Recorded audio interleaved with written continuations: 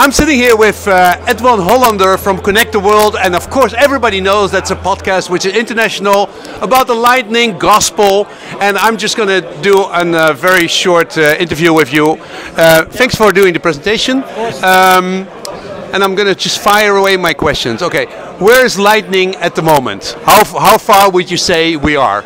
I think Lightning, well, I don't want to make it a bad story, but I think it's still unreliable. Mm-hmm. But there are a lot of people trying to do their utmost in developing and in research. Yep. And I think that, the definition of a second layer and that we really need it, yep. I think that's everybody, I mean, I'm just waiting.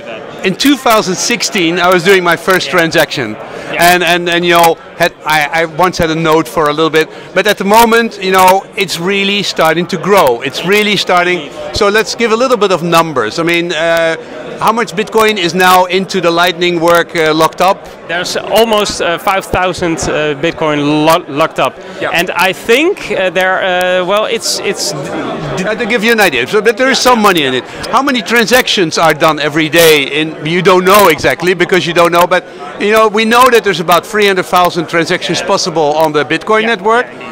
Are we already having the same kind of it? Are we already at 100,000 transactions with Lightning per day? No. I think the transactions now are mostly rebalance. Mm-hmm. So rebalancing in channels, but the transaction, the real adoption, is lacking still. Okay. Yeah. So here at the Bitcoin Amsterdam conference, we can pay everywhere with Lightning, and I'm everybody I basically talk to. I say, okay, let me give you some money, or give me some money. So I want to do it to basically see.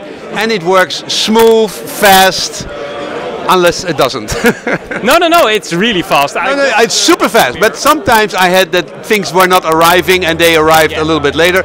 But so I wouldn't say it's 100%, but where are we in terms of reliability? But they always arrive, so of course. Always. And that's what I said about the unreliable, that I think, we're at 65% or something, and we need that. What do you mean 65%? In the way that it works in instant and in the seamlessness of it, and I think that seamlessness and the ease of use, that's really the part that can get adoption to mass adoption. Okay. But, so that's. Every year we're going to ask this question, and I'm really, and Edwin is honest. Edwin is honest, so that's nice. That's really nice. Okay, now let me ask you some other stupid questions, okay, about Lightning. Yeah. With Bitcoin, you want to send money, you have a QR code, or you scan a QR code, and you're done. With Lightning, I have to make an invoice. Yeah. And I cannot have an easy QR code and scan a QR code. It's first I have to type in the number, and then I have to do this. It's different than Bitcoin. Why? Why? Because there are channels. There are locked up liquidity in channels, and there are possibilities like LN URL, Lightning address, all possibilities that are trying to change that it makes it more easy. Because an invoice sounds really weird. Yeah. And also Bolt 12. That's also another static invoicing with Lightning offers. It needs to change everything in the landscape. So the wallets, everything that's needed, and that's just too much effort. So it just goes slow. So I think it goes fast and slow. So Lightning, there's a lot of development, but we really take slow steps because we also need some changes on the first layer. Yeah, we need changes on the first layer, but we especially need a user interface which is intuitive. And first to basically type in the number, and then basically to make a copy and a paste. I want a QR code and saying receive money, and then you decide what you want to send me, instead of me typing in it first. So there's a lot of things to change about it, but it's the future, and it's the one thing which we agree that one thing we need is Bitcoin to have. To use as a payment mechanism and not only as an investment or a speculative agreement. For you, okay, give me a feeling how fast it goes. Next year, we're sitting here again. Where are we then? I think next year, I believe in the remonetization of the internet. So next year, a lot of more possibilities for content creators, for writers, for music are going to be available. And I think that will really change the adoption in a good way. So that's the most important. Yeah. let's go and talk about the different players. Okay, I have a bar here. Okay, and I want to accept Lightning. What do I need to do? And the easiest thing to do is to have Bitkassa, eBaxPay, or some other players. Gallery Money. Give me 3 or 4 players. It really just names. No, you gave me the presentation just now, so they're in your head. But well, you can make it yourself. So you can also use a point of sale solution from Breeze, for example. Very easy, costs you nothing, and the only thing is that accountability. So you need to have some administration and to your bookkeeping. Yeah, the bookkeeping. Okay, but basically, it's downloading an app.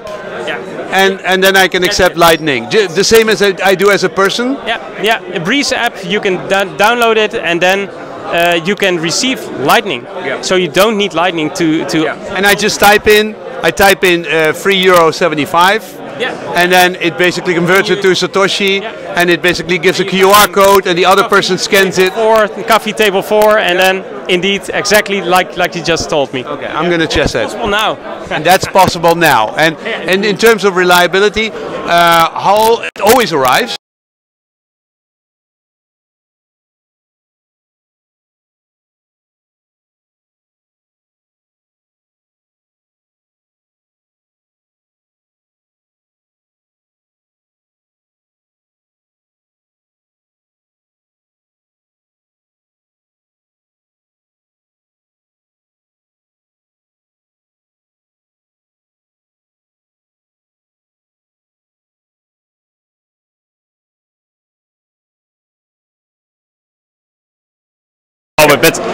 But mostly it's instant. Yeah, indeed. It's exaggerated. It's mostly instant. Okay. And so before it's just behind the curtain, and you always expect that you know that it always arrives, like with PIN or something like that. It will take. We'll see a year from now. Then you can use the card, right? Yeah. You can use it. Yeah. So then let's talk about that, because I mean I have my Blue Wallet. I made an account, and then I basically go